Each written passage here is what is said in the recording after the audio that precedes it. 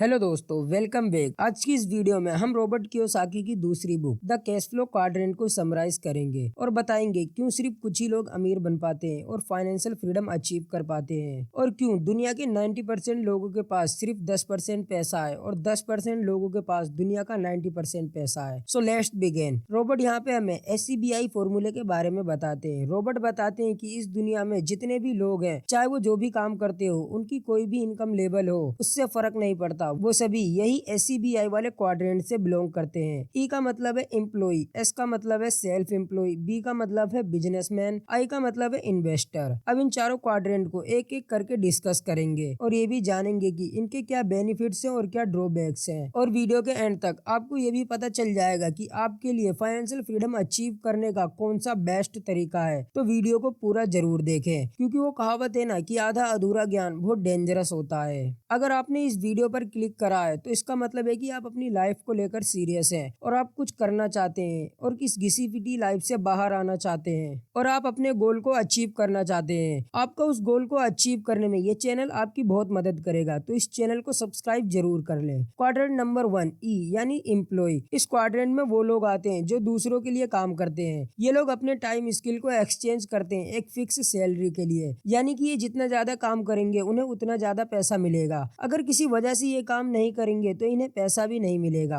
इस क्वाड्रेंट में वही लोग आते हैं जिनको बचपन से सिखाया जाता है कि बेटा अच्छे से पढ़ाई करो, अच्छे मार्क्स लाओ और एक अच्छी जॉब लेकर सेटल हो जाओ। क्वाड्रेंट नंबर 2 है S यानी सेल्फ एम्प्लॉय। इस क्वाड्रेंट में वो लोग आते हैं जो या तो सेल्फ एम्प्लॉय है या स्मॉल बिजनेस के ओनर है। ये लोग अपने मन के मालिक होते हैं और इनको अपना काम बहुत अच्छी तरीके से करना आता है। ये लोग वही काम करते हैं जो इनका मन करता है, और अगर इनका मन नहीं करता तो ये लोग काम नहीं करते। For example freelancer, graphic designer या स्मॉल रेस्टोरेंट के ओनर एक्सेट्रा। क्वाड्रेंट नंबर 3 है B यानी बिजनेस ओनर। इस क्वाड्रेंट में वो लोग आते हैं जिनका main focus business system build करने पे होता है जो इनको पैसा कमा के दे। S और B क्वाड्रेंट के लोगों में मेन डिफरेंस ये होता है कि अगर कोई बिजनेस ओनर अपना काम छोड़ के एक महीने की वेकेशन पे चला जाता है तब भी उसका बिजनेस प्रॉफिटेबली चलता रहेगा, लेकिन अगर कोई सेल्फ एम्प्लॉय अपना काम छोड़ के वेकेशन पे चला जाए तो जब तक वो वापस आएगा तब तक हो सकता है उसका बिजनेस ही ना बचे। इस क्वाड्रेंट के लोग डायरेक्टली बिजनेस के डेली ऑपरेशन में इन्वॉल्व नहीं होते,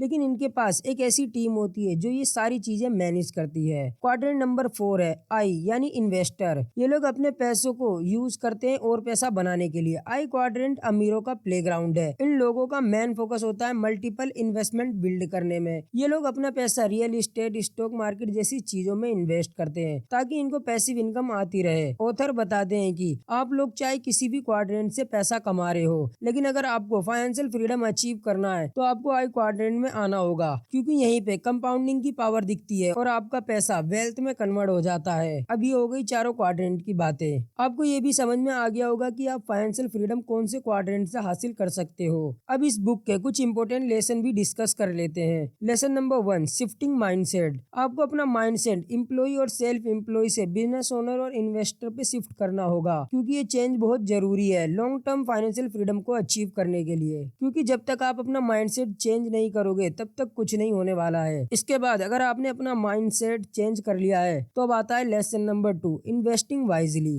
I क्वाड्रेंट के लोग हमेशा इन्वेस्टिंग पे फोकस करते हैं, क्योंकि उन्हें इन्वेस्टिंग की पावर पता होती है। उन्हें पता है कि अगर हम अपने पैसों को इन्वेस्ट करेंगे तो कुछ टाइम बाद कंपाउंडिंग की पावर से हमारा पैसा वेल्थ में कन्वर्ट हो जाएगा और हम फाइनेंशियली फ्रीडम अचीव कर लेंगे। इसलिए आपको भी अपने पैसों को इन्वेस्ट करना चाहिए, लेकिन इन्वेस्टिंग का मतलब ये नहीं है कि आप बिना सोचे समझे इन्वेस्ट करें। और इसलिए मैंने कहा है इन्वेस्टिंग वाइजली। आपको अपना पैसा समझदारी से और सही जगह पे इन्वेस्ट करना चाहिए। Lesson number 3 financial education. Financial education का मतलब है कि आपको पैसों के बारे में नॉलेज एक्वायर करना है कि पैसा कैसे काम करता है, पैसों को कैसे मैनेज करते हैं, पैसों को कैसे इन्वेस्ट करते हैं, सेव कैसे करते हैं एक्सेट्रा। रॉबर्ट बताते हैं कि जिसको फाइनेंशियल नॉलेज नहीं होती है वो अमीर बनने के बाद भी वापस गरीब हो जाता है और वहीं आ जाता है जहाँ से उनने स्टार्ट किया था, और जिसको फाइनेंशियल नॉलेज होती है वो गरीब होकर भी अमीर बन जाता है। इन शॉर्ट सारा खेल फाइनेंशियल नॉलेज का है, इसलिए आपको भी फाइनेंशियल नॉलेज एक्वायर करने पे फोकस करना चाहिए। Lesson number 4 creating asset. Asset वो चीजें होती हैं जो आपकी जेब में पैसा डालती हैं, और लायबिलिटी वो चीजें होती हैं जो आपके जेब से पैसा निकालती हैं। आपको ज्यादा से ज्यादा एसेट्स बिल्ड करने पे फोकस करना चाहिए, क्योंकि जब आप काम नहीं करते हो तब भी आपको पैसा आता रहे इनसे। और सभी अमीर लोगों का फोकस एसेट्स बिल्ड करने पे होता है तभी वो बिना काम करे भी अमीर बने रहते हैं। जितना ज्यादा एसेट्स उतना ज्यादा पैसा। तो ये थी कुछ इंपॉर्टेंट चीजें जो मैंने आपको बताई हैं the cash flow quadrant book से by Robert Kiyosaki. I hope आपको ये चीजें समझ में आई होंगी। और हाँ, तो इस वीडियो को लाइक कर दें और ऐसी और इन्फॉर्मेटिव वीडियो देखने के लिए हमारे चैनल को सब्सक्राइब करना ना भूलें। तो मिलते हैं नेक्स्ट वीडियो में।